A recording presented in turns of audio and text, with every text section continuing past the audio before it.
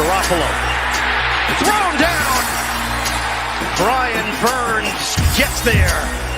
Spider-Man. What a pass rush by Burns. See how quickly he got to the edge and got This is Desmond Johnson on the Bleav in Carolina Panthers podcast, here on the Bleav Podcast Network, the #1 podcast network for professionals. Do you Bleav? If you enjoy the show, please subscribe and rate the show on iTunes. We're available in your favorite directories: iTunes, Spotify, Google Play, Stitcher, Luminary, and TuneIn. You can also find us at Bleav.com and at Bleav Podcast on Twitter.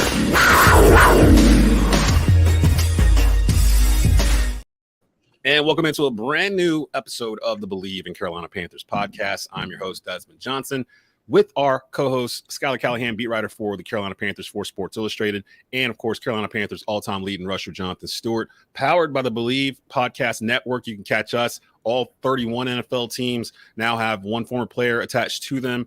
Definitely check out all of those shows over at Bleav Networks on Twitter.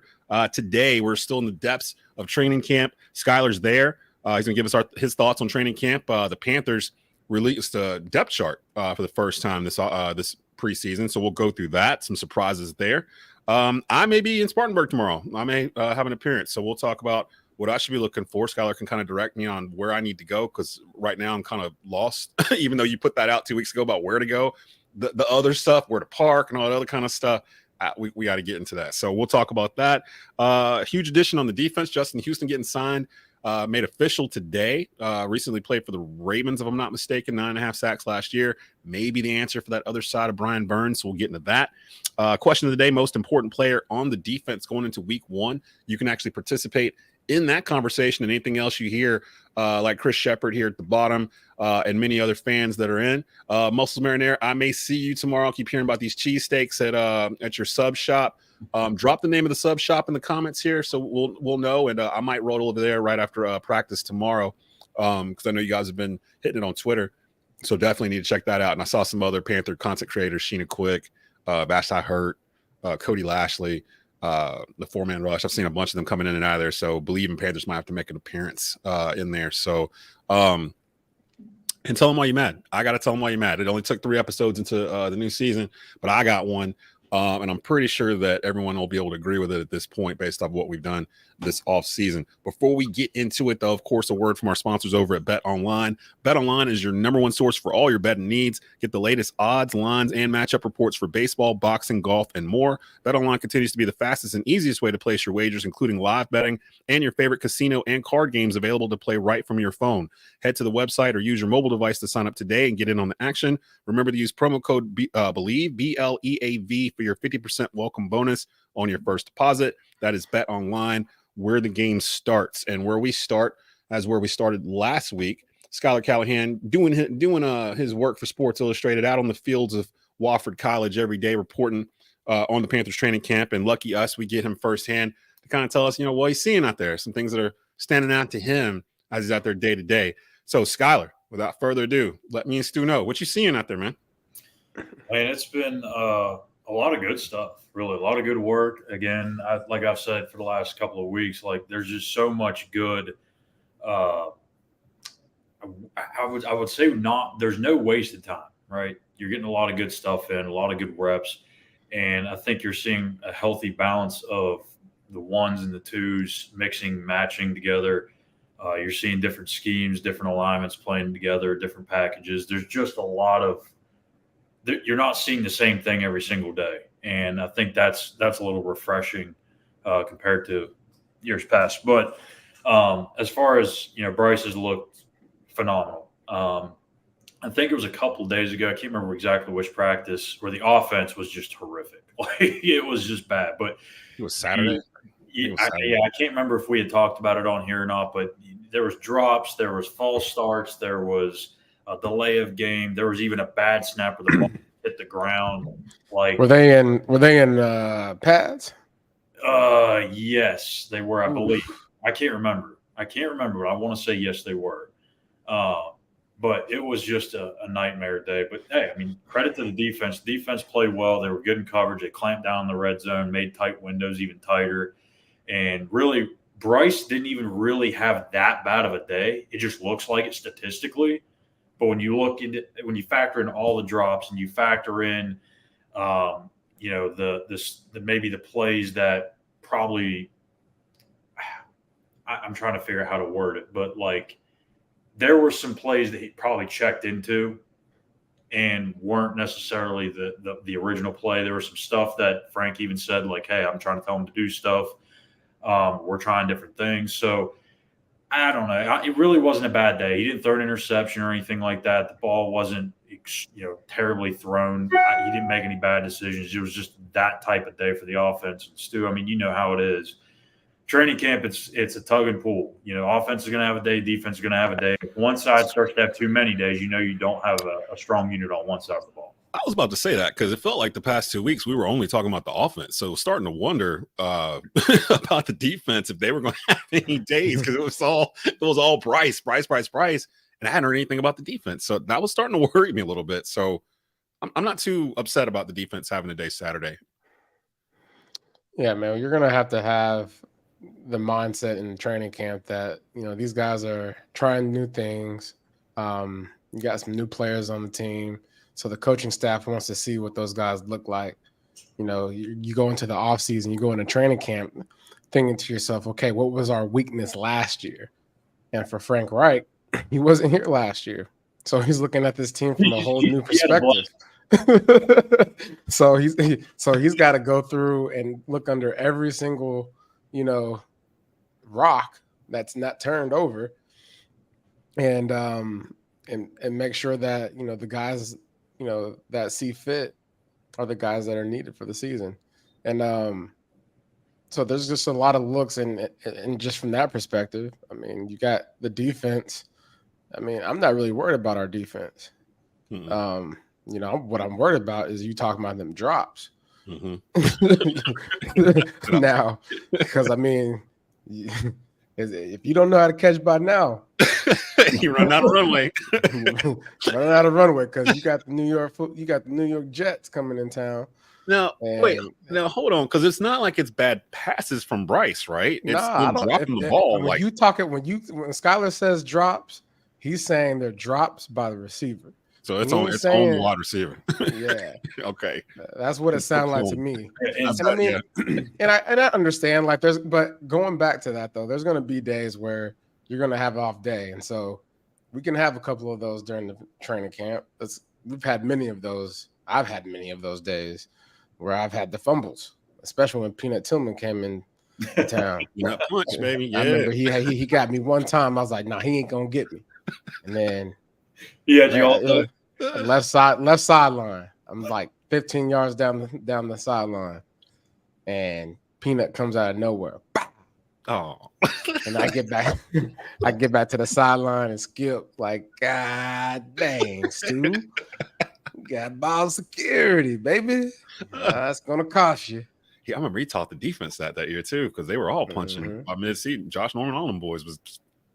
They gang tackle and just start punching at the football. So the good thing is though, like the day after that, they came back and had a little bit, like they had some answers figured out. Today, they were great today. Like a lot of great passes. Even Tommy Tremble made a really good catch. Went up the ladder to get one. Mingo did drop one in the end zone. It was kind of a tough play, but still probably should have had it. But I mean, Bryce was on point today, and that's the one thing I've seen. Not just from Bryce, but like literally that whole entire offensive unit. If they mess up, it's washed by the time they get back to the huddle. That's huge. Yeah. That's huge. That's coaching right there. I was going to say that. Yeah, that feels like influence from above. Like you're taking on the personality of the ones that are leading you. It feels like. Yeah. So, move on. Next play. We can't sit here and cuss you out all day about whatever's going on wrong. Yeah. I mean, at the end of the day, like I said, Bryce Young, these young guys, you're going to have hiccups, you know what I'm saying? And the most important thing is like you don't freak out. Coaching staff doesn't freak out. I mean, the fans, you're going to freak out because you ain't got nothing to do. But as long as they're not freaking out, we're going to be okay. And as long as they're learning from their mistakes, like Schuyler said, that they're doing, showing them the next day. If I made a couple drops, I'm coming back out. I'm getting on the jugs machine. If I fumble, I'm gonna work on my ball security. If I'm not reading the defense right, I'm getting in the film. Like if I'm just sluggish, I'm hydrating. You know, I'm putting the things back into my body because I mean it's hot out there. So everything that you put in your body, especially in Spartanburg, where it's hot, it's coming right on out. Was it hot today down there, Schuyler? Oh, it was a little toasty. It was a little toasty. See, Schuyler, how much weight have you lost, Schuyler?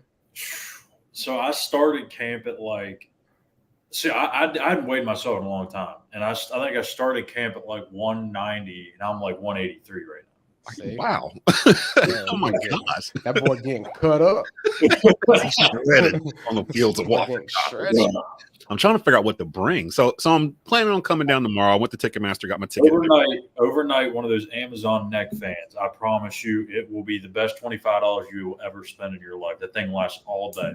Nah, Desmond, go out there straight thugging it. Yeah, I was thinking I might have to just go out there and just straight thug it. Like, wear a hat. Wear a hat. I got like a little brim. I got a brim hat. Because go out there and thug it and get your workout on, do some push-ups on the sidelines, take it all in, man. I'm just over there doing push-ups. Like, I'm ready, coach. Wherever you want to put me, I don't care. Wherever you park, jog to practice. Now, this is a note not only for Des, but anybody that's watching is going to be there tomorrow. Get there early. Tomorrow is going to be a you know what. That was my question, because we know who's coming to town tomorrow. So I had been told 30, 45 minutes before the gate opens, and it said 10:15 on Ticketmaster. But 9:30 still seems kind of late. 10:15 is the time they start stretching. They start walking out of the locker room, whatever. It's not even really a locker room, like 9:45. Okay. So, damn, what time am I waking up tomorrow? Because I'm encouraged. 5:30. Yeah, because I'm sitting there like, okay, it's far away. Wait, hold on. Because if you're going tomorrow, I would suggest getting there no later than like 9:15. Crazy, because Bleav in Panthers might end up talking me out of driving down there because between the weather, how long it's going to take. Wofford College. No, North Church Street, Spartanburg. Is that right? Yeah. I mean, you got to get to see Bryce and Aaron on the same field for a couple hours. Yeah, I really, I'm gonna go down. I'm just trying to figure out how long, because I'm in Kernersville, so I'm dead center of the state pretty much. I'm in between Winston-Salem and Greensboro, so I'm an hour and a half. You're an hour and a half away from it. I'm an hour and a half away from you if you're in Charlotte. So, well, yeah, about an hour 15. Yeah, about an hour and a half. So I'm looking at about 3 hours. Desmond, stop talking about this. You are going to training camp tomorrow. So that's 9:30. Mainly because I can't go. I'm doing bed math. I hate that I can't go. Yeah, Stu can't go tomorrow. He's got something going on tomorrow. Yes, I mean you got to go eat a sub. Yeah, at least got to go eat. You're going there for lunch. I've been telling him about. I'll be back about 6 hours. I'm gonna go get some lunch real quick. Muscles, man. I think he's the owner at Monster Subs down in Spartanburg, South Carolina. Big Panther fans. Again, like I said, they've been hosting the content creators coming in and out of there from training camp. Yeah. So I'd have to get up at like you're right, about 5:30, 6 o'clock. Let's see how this goes. There's excitement. It's not like it's not gonna go like clock in. You know what you can do tomorrow? So on the way there, you can listen to the Bleav in Panthers podcast. Bingo. That's that day. I like how you think, Jonathan Stewart. So I can. Stu's plug-in game has elevated drastically in like the last couple months. Yeah. Yeah, it really has. I mean, and I know Bleav appreciates it. I know they appreciate it a lot. So, you mentioned right before we got on the air, Schuyler, that the Panthers had released a depth chart, because I wouldn't expect one this early, but I guess we should have one considering the playing Saturday. So, we went and dug it up, and there's some surprises on here. Like I didn't expect some of this to be on here the way it is. So see if I can make it a little bigger and get that out of here. So of course, Bryce starting at quarterback, Miles Sanders is starting running back. Wide receiver here, they're running a 3 wide receiver set. DJ Chark, Adam Thielen, Jonathan Mingo starting over Laviska Shenault. How surprised are you with that? Because I would have thought the rookie would have started right away. He had a really hot start to camp, like really, really good start. And then he's kind of battled through it the last, I'd say 4 or 5 practices maybe.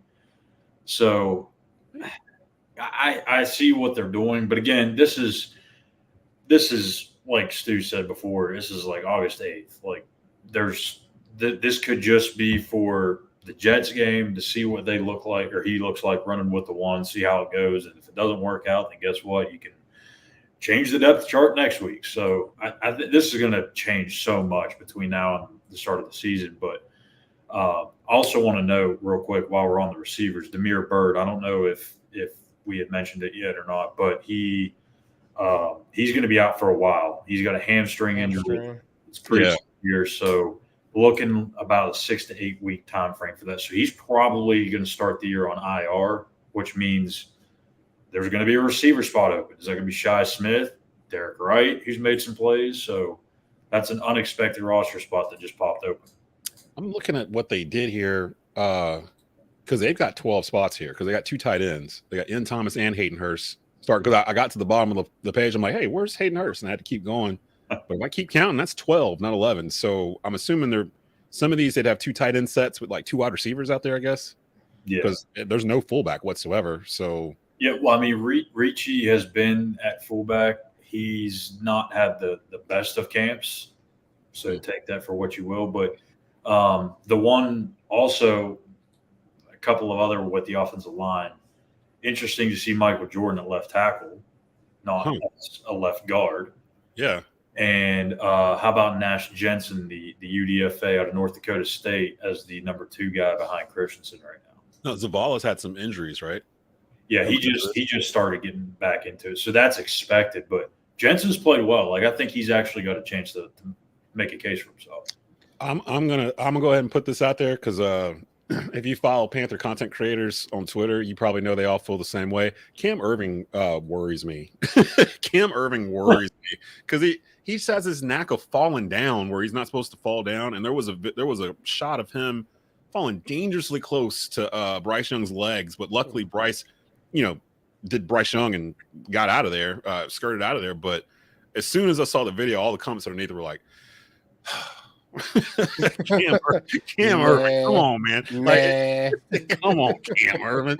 Like, I'm just like, I'm worried because he's sitting here on the depth chart at right behind Taylor Moton at right tackle, and behind I don't even know who Larnell Coleman is. So that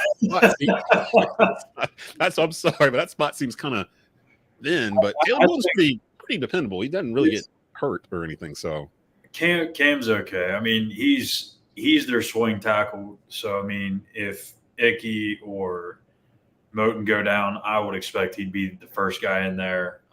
But he's good in that role. Do you want him starting 17 games a year? No, I think we did that already, didn't we? Probably not. But, yeah. I think we tried it before. In that role, I think he's more than capable. Defense, they got Derek Brown, of course, Marquand McCall, and Shy Tuttle. Yeah, that's Marquand McCall starting.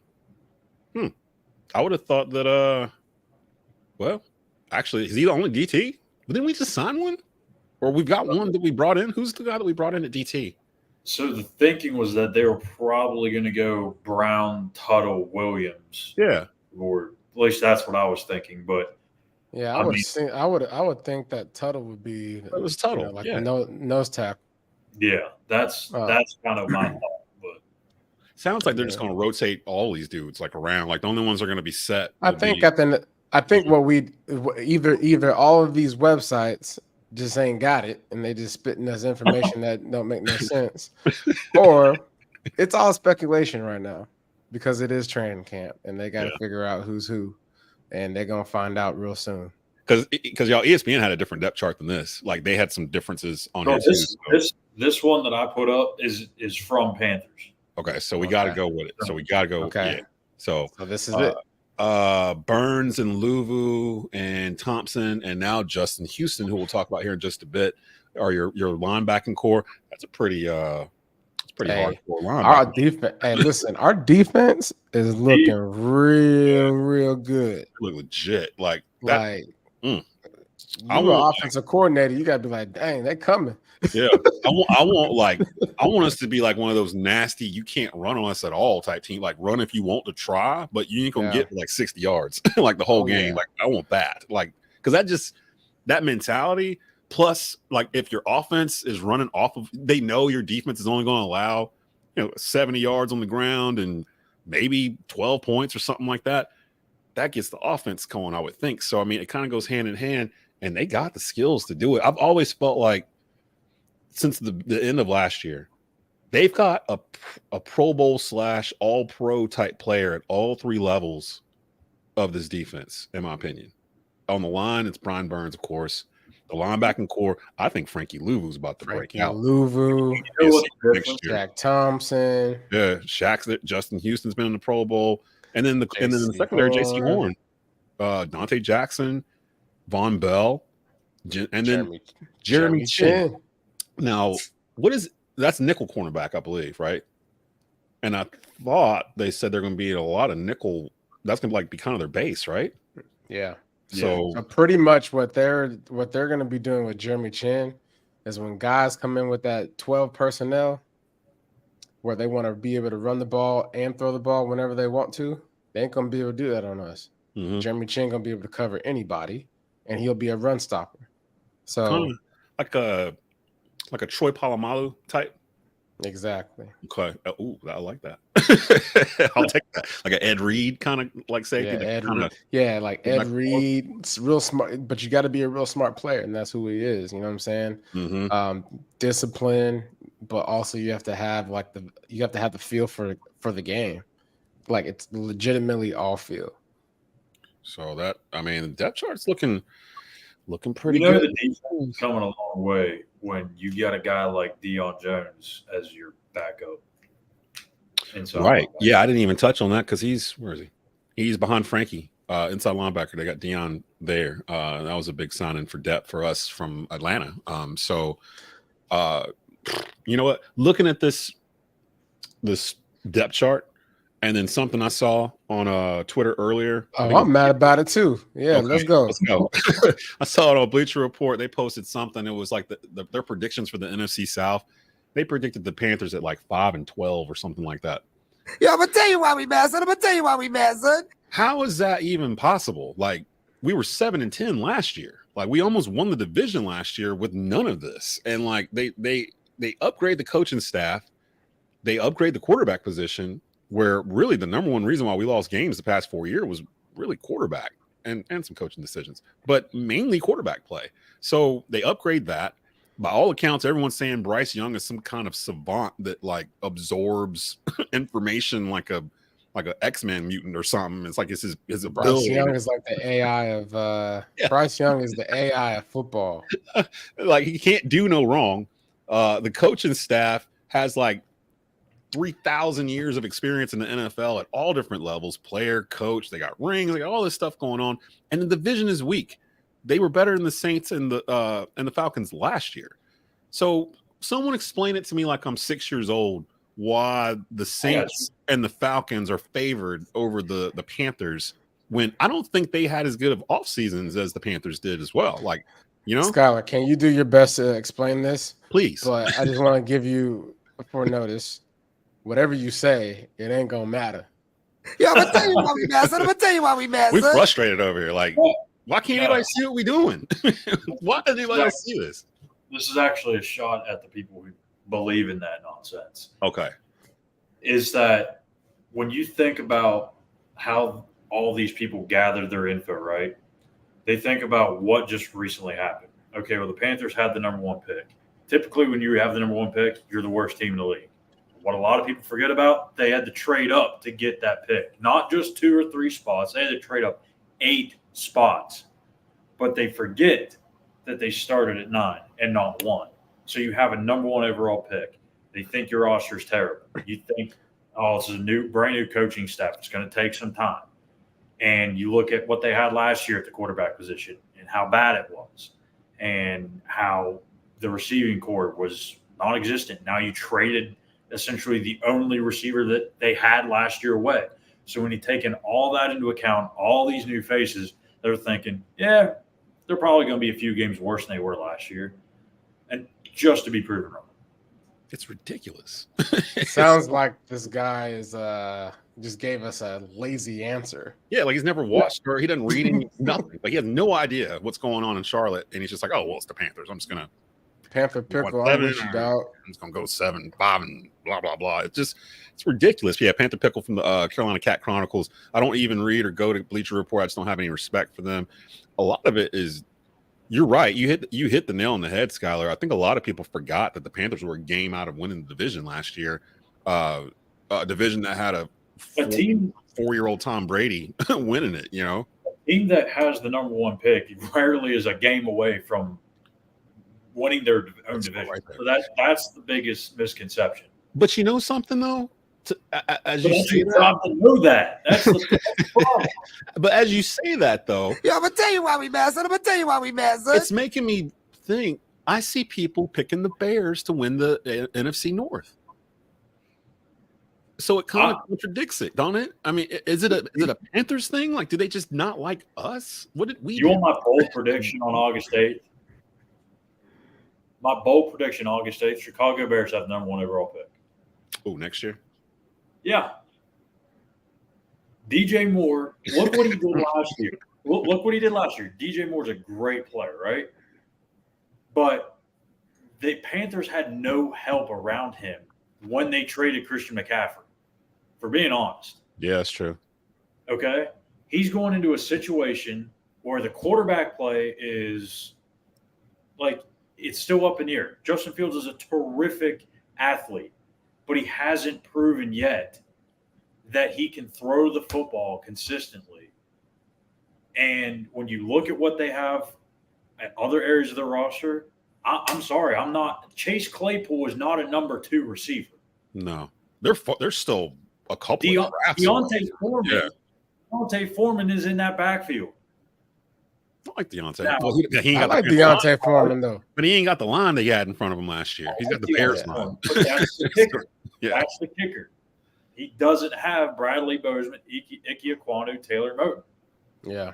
And a complete dedication to the run. Like the mentality of we're going to run this ball. We're going to hit the rock like 35 times like today. So be ready. Like that kind of thing.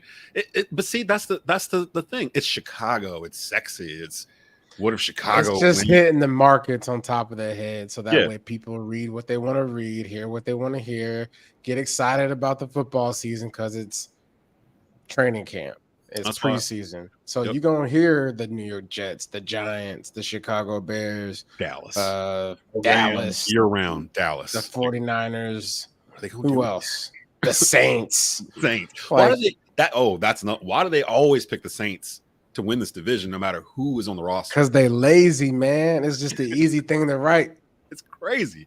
And then it feels like Schuyler, that's why you're the best. Schuyler, you're the best writer in the nation. That's right. You do your homework. That's right. He gives you the facts. He's not just sitting here spitting out nonsense. He's telling you how. Asking Chat GPT who's going to be the. I used that to write a commercial the other day. That thing works. For real. But yeah, I mean, I don't know. That was just something I saw. I'm just like, man, we ain't getting no. Everyone's glowing about our off season, the quarterback, the coaches, and everything. But I'm not seeing. We saw a little bit last week. NFL Network. I saw a couple people starting to lean towards the Panthers. Shout out to Mina Kimes at ESPN because she's been high on the Panthers the past couple weeks too. She mentioned the Panthers defense probably is going to be the most improved in the division going into the season, and I agree with her. But other than that, unless it's like Dan Orlovsky or Mina Kimes or somebody like that, Swagoo, the ones on ESPN that I really respect their football opinion, they'll give you their facts as to why they're picking that. Dan's been on the Panthers since he interviewed with them, like back in March, because he's been high on what we've done. And I guess he saw the plan beforehand and now he's watching them do it. So he's been pretty high on the Panthers too. So you want to know also how I know how far this roster came? I happened to stumble across the Arizona Cardinals depth chart this morning. And the starting center of the Carolina Panthers for the last 2 years before Bozeman is their third center on arguably the worst roster in the NFL. Who was it? I'm trying to remember who it was. Pat Elflein. Oh, wow. He played for who? Arizona? Arizona. He's the third string center? Who the hell's ahead of him? Couldn't tell you. Like, I couldn't remember. I don't remember who the first two guys are. All I remember saw is that one. Third name. Dang.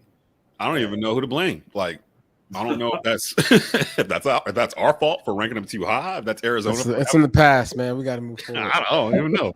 It's in the past. Man, we got to call Eric Jones Hill saying Jay Stu back on the Panthers for that Super Bowl run. They're trying to get you out of retirement, Stu. They need you in the running back stable. Come back for a 1-year deal. I am kind of solid right now. Yeah, man. Get in there and get right. Yeah. Tell him, yo, Coach Wright, just give me 10 snaps, 12 snaps a game. No, I just need a goal line. I'm gonna jump over. Let me let y'all get all in it. Hopefully my Achilles stay intact. So Aaron says, I think we're going to have some studs in our running back room too. Looking forward to that. I think this could be a good year for Chuba Hubbard. Oh yeah. Now, how does he look? How does Chuba look?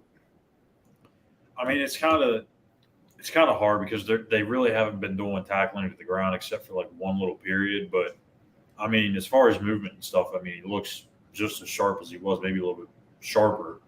I mean, you would expect that going into year 3. So I mean, yeah, it was year 3. So I would hope he's going to have some sort of jump where he can really be one that too. One of the things that I liked about him last year was, he didn't have as much hesitation.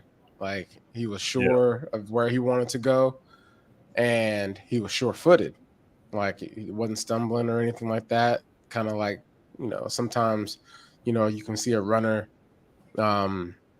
hitting the hole, but kind of like being surprised. Like, oh, but I really think last year he was running like he was determined, like just very sure of himself, and I love the way he was running, especially against the Detroit Lions. Yeah, he had a game. He's running like he's in college. Oh yeah, yeah. A lot of that probably helped too. Like when Christian was traded, he probably had less time to think about how was going to go on because he knew he was going to be on the field, right? Right. So especially when you get limited carries for a running back, man. Like you're it's like, man, I get 3 carries a game. I got to make it happen, and that's not the home run like every time. Yeah, that's not the way you should be playing running back. Contact balance and pass protection. That's the 2 biggest knocks on Chuba since he came out of college. So if he can take that step, I'm not saying he's going to ever take Miles Sanders, but how's Raheem Blackshear feeling? They need him to push. Yeah. How's Raheem looking? Yeah. Really good. Less. I'm going to keep my mouth shut because I don't want to jinx him, but I'm just saying he's. I feel like he's actually got a really good chance, bro. Because Damiere Byrd, you talking about return specialist, right? Like that's one guy that you definitely can depend on to return a kick. Raheem is your home run waiting to happen. Yeah. Okay. He's your home run threat of the back for sure. I love it. I love Raheem. Shout out to Cody Lashney from the Carolina Cat Chronicles. They're all checking in with their crew tonight. What's up, gentlemen? So excited about this team. And the word is TMJ had himself a day today. Love to hear it. Today, the back half of this episode, we're focusing on the defensive side of the ball. I know we've talked a lot about Bryce Young and all the offensive additions. With the addition of Justin Houston, however, we get a chance to kind of focus on the defense a little bit. Before we get to Justin Houston, question from the crowd: how is your Tur Gross Matos looking in camp? Because over the past couple of days, he's seen some personnel decisions that are going to affect him. So, like, how's he been the past couple of weeks? I mean, probably what you would expect. You know what I mean? For a guy that's transitioning to a new positions, traditional 4-3 defensive end going to a 3-4 outside linebacker, that's quite the step. It's like a foreign territory for him. And at times it probably looks like it, but there's some moments where you're like, okay, I can see a little bit of something coming along here. So, like, I think it's just a matter of repetition for him. He's athletic enough. He's skilled enough to be able to make the transition work.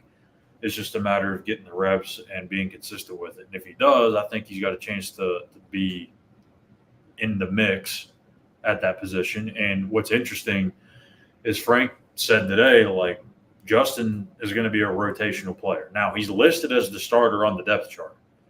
So, yeah, he may start the game, but he may not get starters reps. He's not going to go out there and get 60 snaps a game. That's just not going to happen. Not at age 34. So, technically, that starting spot is up for grabs still. So, whether that's Yetur, Marquise, he's still dealing with a back issue, DJ Johnson, Amari Barno, one of those guys has to step up. If they don't get one of those guys to step up, they're going to be in a little bit of trouble. I'm trying to figure out where I want to go here because let's go to Justin Houston first because we're talking defense, Panther defense here on Bleav in Carolina Panthers today. Myself, Schuyler, Callihan, Jonathan Stewart. I found his comments from today.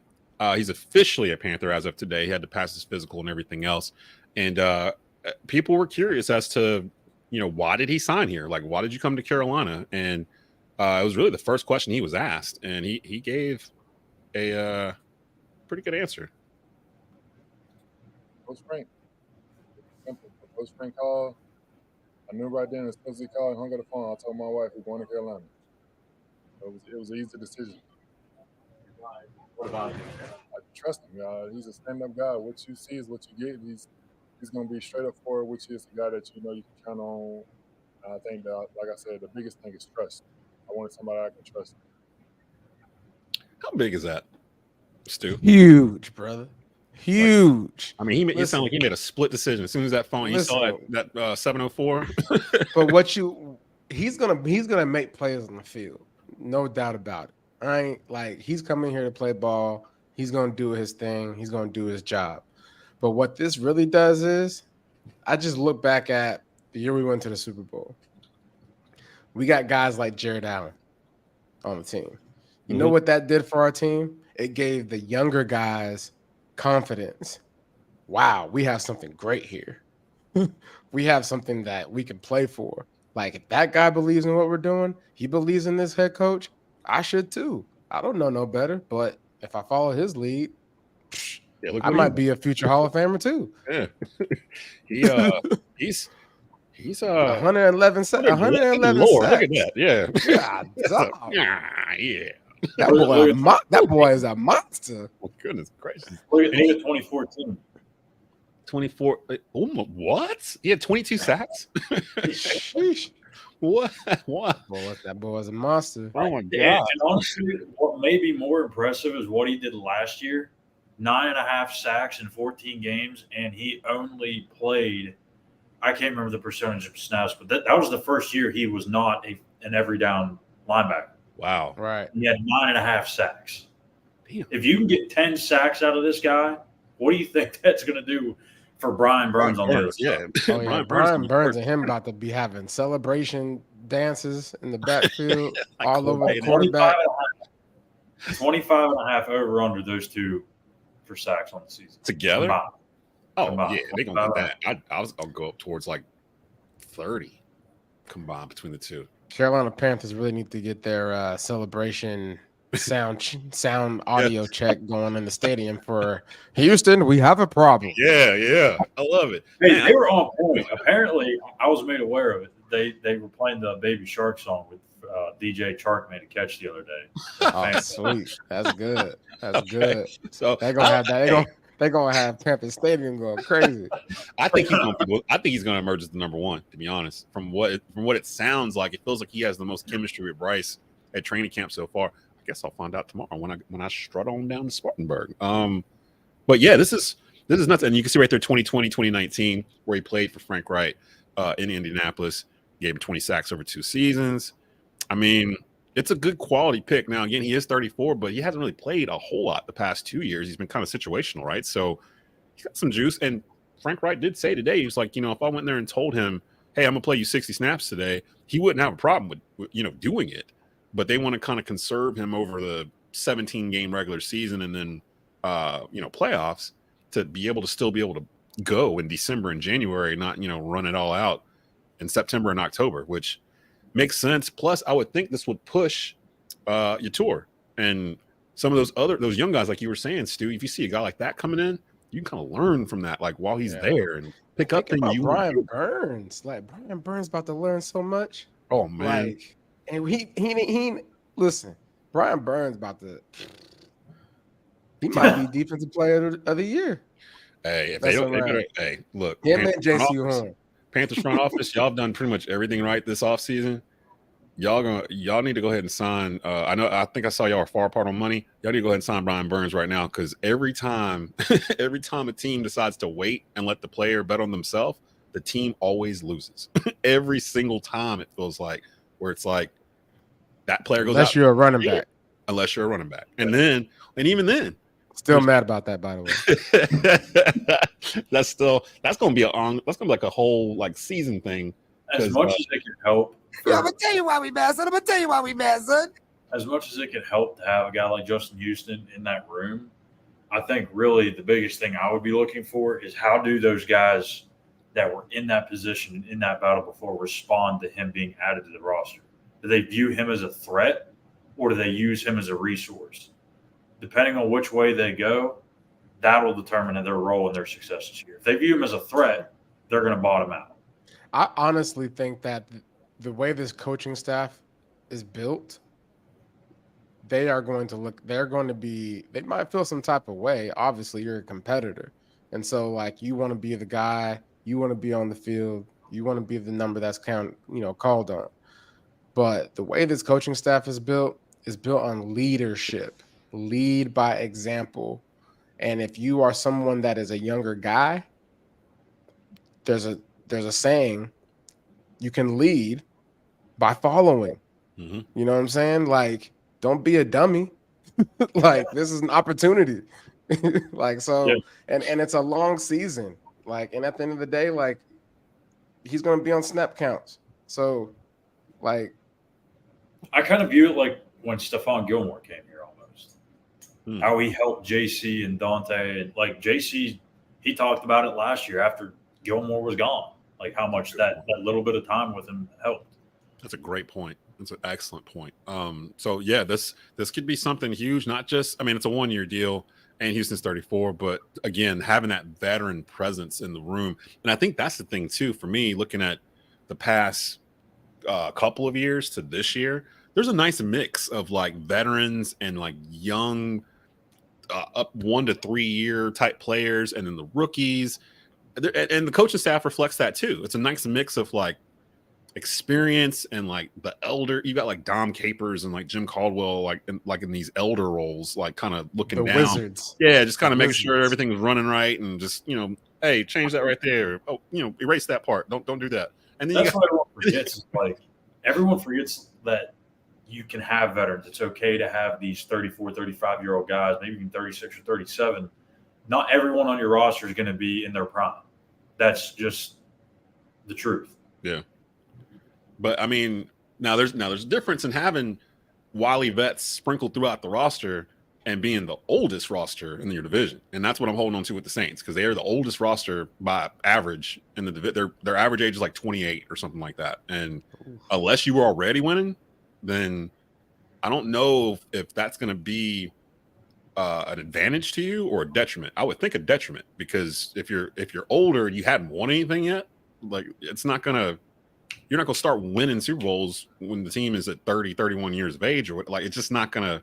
You're not going to be very fast, like compared to some of these other teams. Like you're just not going to be fast enough. You're not going to be able to do the things you were doing 5-6 years before. So they'll be coming out their breaks like oh, this turf, man, get rid of this turf. Tampa ain't got a quarterback. I saw Baker is actually contending for the starting quarterback position in Tampa. Good luck to you.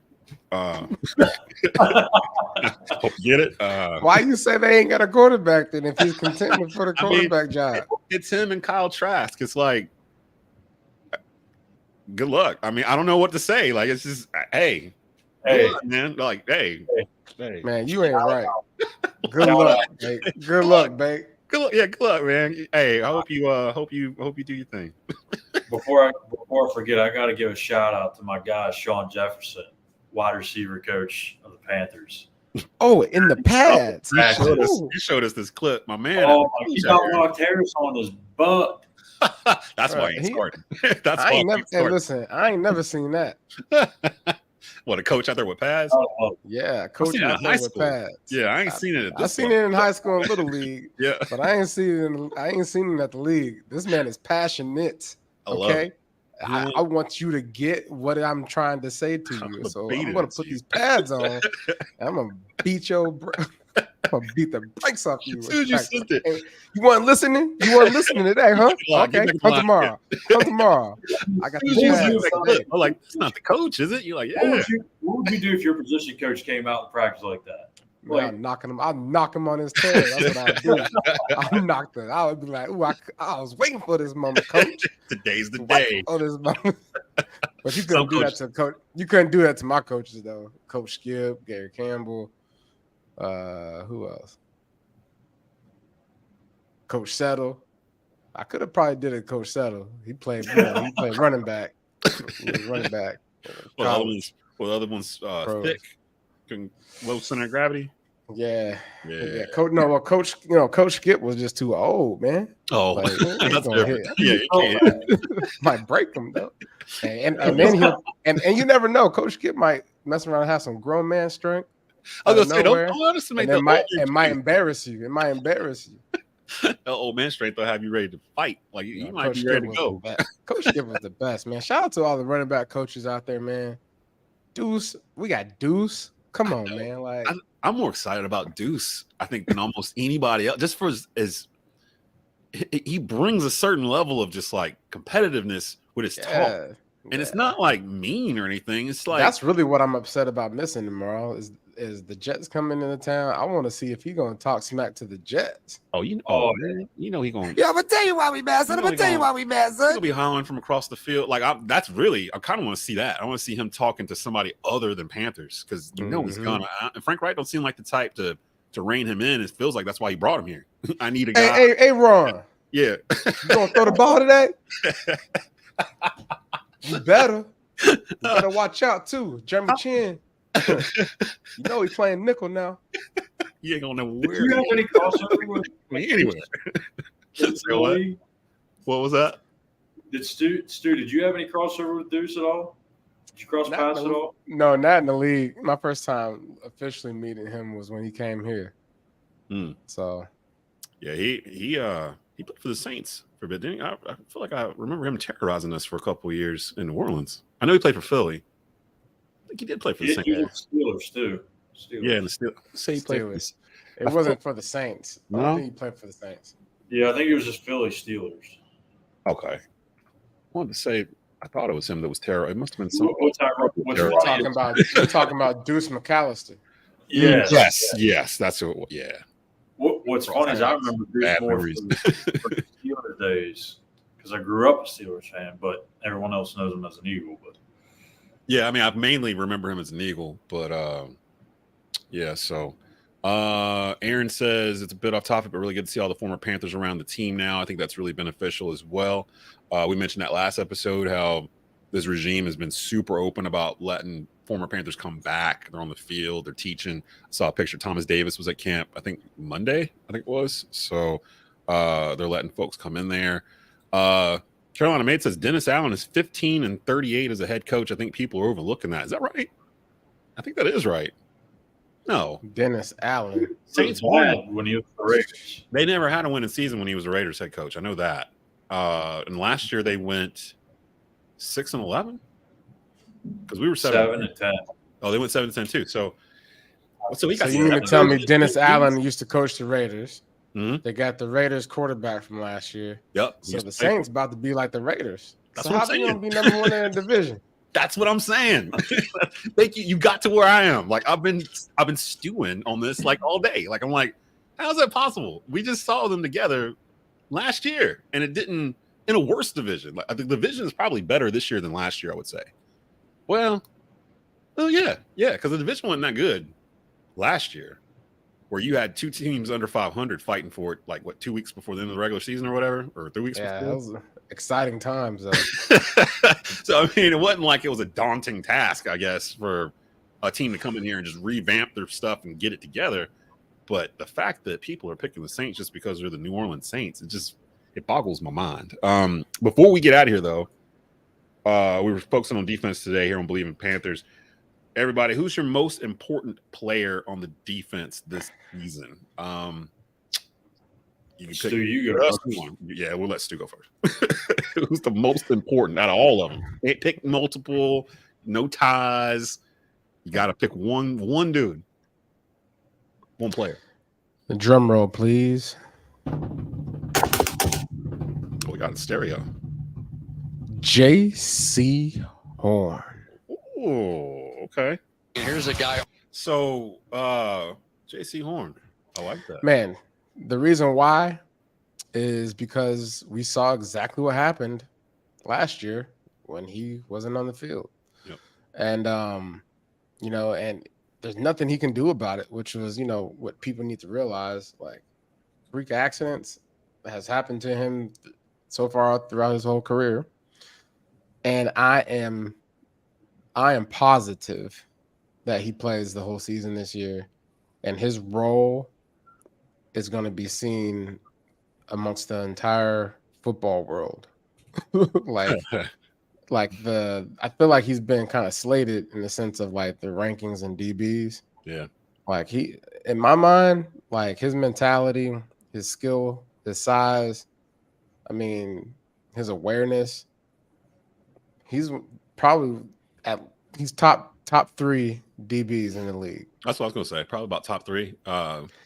And given the fact that our defense is stacked the way it is, come on now. He can roll. If we get into the quarterback the way we're supposed to, that quarterback gonna be throwing picks.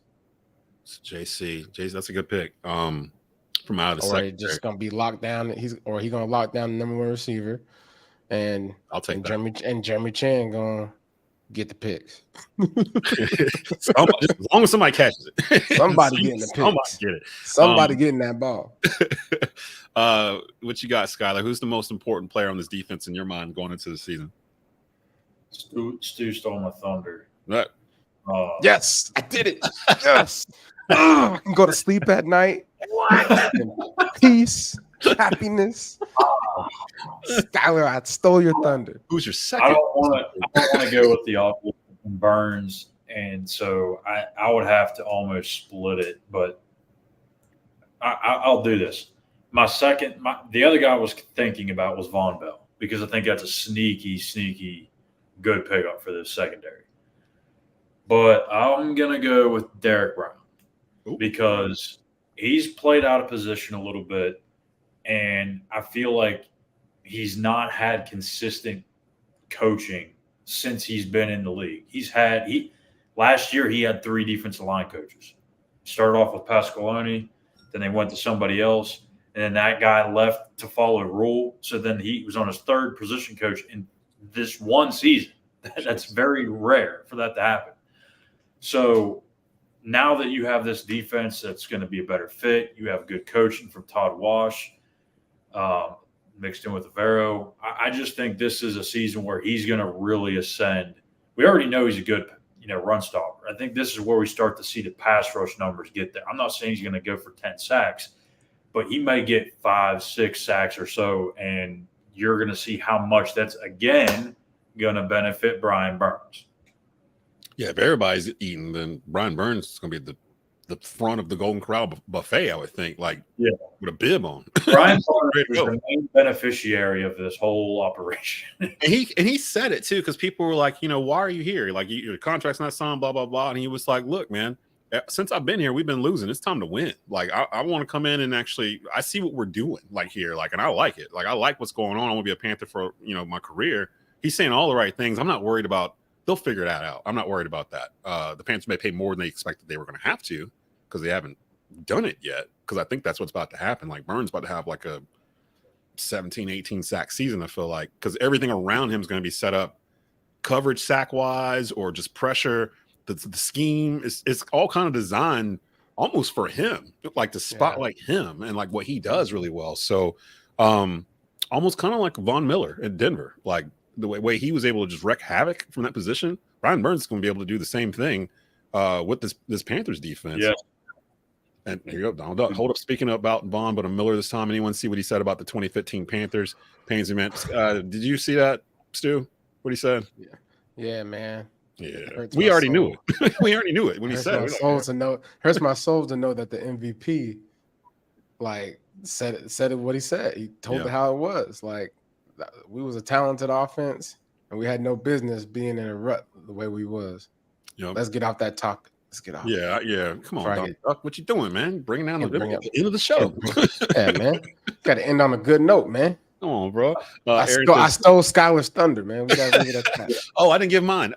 My most important defensive player, I'm gonna go one that kind of gets left out of the discussion. I'm gonna go Shaq Thompson. Like, Shaq is the leader of this defense. He's gone from being like the rookie underneath like TD and Luke and like I think Star was still here when he got drafted, and like all the dudes from that defense. He was like the young guy, like the guy who was going to eventually take over or whatever after these guys moved on. That's now. He is now. He chose to come back here to be in this role. And when Shaq's out there, the defense is different than when he's not out there. Yeah, he might be on. I think that's a good one because I feel like because he was here for that long, extended period of time, he's able to connect the dots of the things that have worked and the things that have not worked. And he's going to be able to point guys in the right direction. And that's the perfect asset that you want in a leader is to be able to have perspective. Plus, I think where people get wrong with that too is like they think that when Shaq didn't live up to these unreasonable expectations that he was going to be the next Luke or the next TD or whatever, that they just kind of forgot about him and said, "Oh, he's not as good as we thought he was going to be." No. This guy can play some football. Yeah, he had a couple of injuries. He's had a couple of injuries here and there, but when he's on the field, he's a 100 tackle season guy. Like he's one of those dudes. Well, yes, and let's be honest. If you're comparing anybody to Luke Kuechly, then I don't know what to tell you. Like, like who is Luke Kuechly? Like who was supposed to look like Luke? But with Shaq too, another thing too, and Stu kind of hit it a little bit earlier. He's the connector to the ones that came before the ones that are here now. Like the one thing I learned about the whole Matt Rule era was that they kind of try to go away from Panther culture, which was the thing that upset me the most, really more than anything else, was that they were kind of scrubbing it clean and starting fresh. So you mad about that too, huh? I'm actually, I'm a little mad about that because I'm gonna tell you why we mad. I'm gonna tell you why we mad. That put him in a bad place from the very beginning with the fan base. Like, what are you doing? Like, trying to do all these things that are different. That's part of our culture. And Shaq is part of the culture. Like he comes from a lineage of Panther linebackers going all the way back to Sam Mills and Kevin Green and Lamar Lathan to today. Like he's running that same 3-4 Dom Capers defense that Kevin Green and those boys were going nuts in and got to an NFC Championship game in. And him and Frankie Louvu can be that like easily. They kind of are that right now. Like they can have a season this year. I'm gonna speak this into existence. Based off of that, I just had this like vision. Ooh, it's a full circle moment. I feel a full circle. I feel a full circle moment. The way you just described that with Dom Capers, 3-4 defense. The likes of some Panther greats. I mean, we are heading in the right direction, fellas. We are. And that's the reason why the city right now is on fire for the Panthers. They're excited. We've got the #1 draft pick, Bryce Young, Mr. AI. Is that what we're going to get him? Hey, Mr. AI? Artificial intelligent, man. He just out there just making it look easy. Hey, try something different. Yeah, just try it, man. If you make a mistake, it'll be okay. You'll fix it tomorrow. But like, we head into the right direction. I ain't gonna say the word, but you know what I'm thinking. Oh, I know what you think. Hey, I mean, people are calling me crazy. People are calling me crazy. Like robots have to make a mistake. No, right? I mean, he kind of feels like a robot. kind of comes off as a robot, which I like. I mean, I love his personality. I don't feel like he's a robot. I feel like we're seeing a lot more. Panthers are doing a really good job of actually showing, the fans of, his personality and they are his likability. Like, if the way I see it, like I met him a couple times. If I'm protecting the quarterback, man, look, I'm going to sleep at night like, man, dear Lord, please don't let me mess up tomorrow and get the quarterback hurt. Like that's one of my prayers because that's how good of a guy it seems that Bryce Young is. He's real genuine. Yeah, it's just genuine. Like, and then if you mess up, it's like, dang, dog, you the one that let him get hit. Like, you don't want to be that guy. No. The whole team looking at you like, come on, man, what are you doing? And you're like, I'm sorry. Like, I didn't know he was standing there. But my boy Bleav, he's actually a Bleav in Panthers super fan. He said, bro, I got sidetracked and got here an hour late. Been waiting on this all week. Lucky for you, Bleav, you can go to a variety of places to catch this episode. You can go to Tobacco Road's YouTube channel, youtube.com /@ Tobacco Road Sports Radio. The audio will be up on the Bleav Podcast Network a little bit later on tonight. So you'll listen to it, you can rewind it. You know, you're good because we're about to get out of here. Shout out to Monster Subs. You may see me tomorrow. I'm pretty sure it's going down. God of Blackness, go ahead and just do an Instagram impression and tag me. Yeah, if you do it like this. If you do, I want to see this because I'm curious. He said, let me call in and do an impression of Jay Stu. If you tag us on Twitter, tag the three of us on Twitter, do your impression.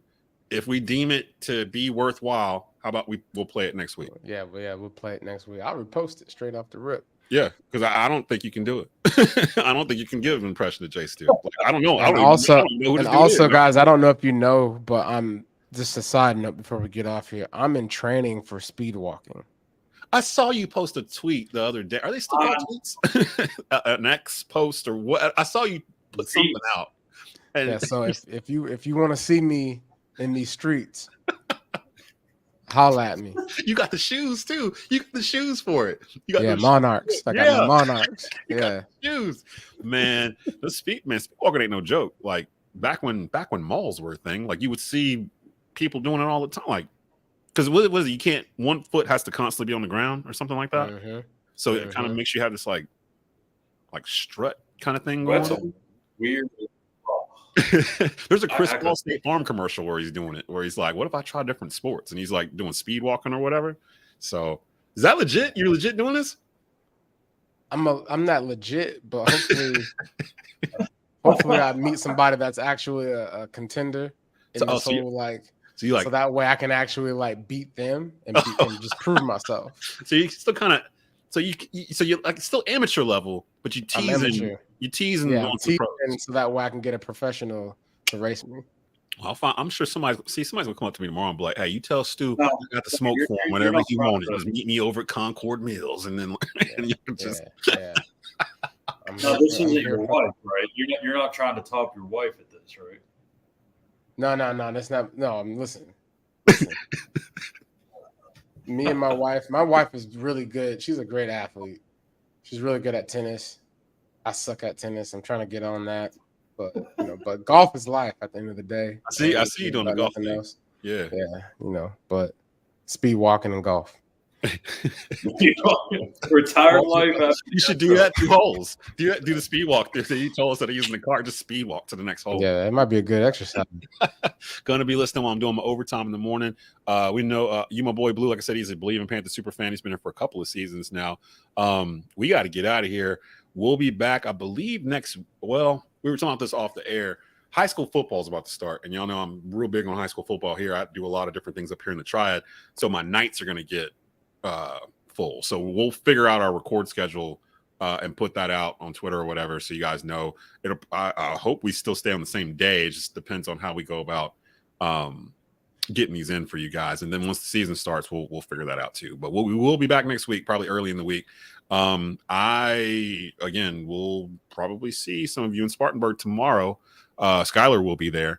And that's all I'm gonna say because I'm not going to say for sure, but I'm gonna try. You better go eat lunch. I think the guilt, the Twitter guilt that I'll receive if I don't go down there after I've been like, yeah, I'm coming on Wednesday, and then I was like, I overslept. So we'll make it happen. But we're gonna get out of here. Remember, sponsored by Bet Online. Definitely go and get your 50% welcome bonus on your first deposit. Type in Bleav, BLEAV, to get that over at betonline.com. And we will see you next week. Keep pounding.